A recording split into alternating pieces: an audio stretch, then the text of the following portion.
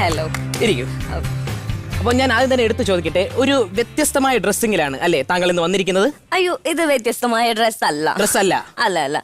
ഞാൻ ഇട്ടോണ്ട് വന്നത് ഒരു ടീഷർട്ടും കുട്ടിപ്പാവാടയാണ്. അപ്പൊ ഏതോ ഒരുത്തൻ അവിടെ കൊണ്ട് ടേബിൾ ഫാൻ വെച്ചു. പിന്നെ ഞാൻ അവിടെ നിന്ന് ക്യാമറമാന്റെ കയ്യിലും കൊണ്ട് എടുത്തോണ്ടാണ് വന്നേക്കുന്നത്. ക്യാമറമാൻ ജെട്ടിയിൽ നിൽക്കുന്നത് കാണാൻ വേറെ ആരും വരില്ലല്ലോ. ഒരു മിനിറ്റ്, ഈ കോമഡിക്ക് ഞാനൊന്ന് ചിരിച്ചു തീർത്തോട്ടെ. ഓക്കെ സോണിയ, സിനിമയെ കുറിച്ച് എന്താ തീർന്നിട്ടില്ല? Okay fine. ഓക്കെ സോണിയ, ഞാൻ സിനിമയെ കുറിച്ച് ചോദിക്കാം.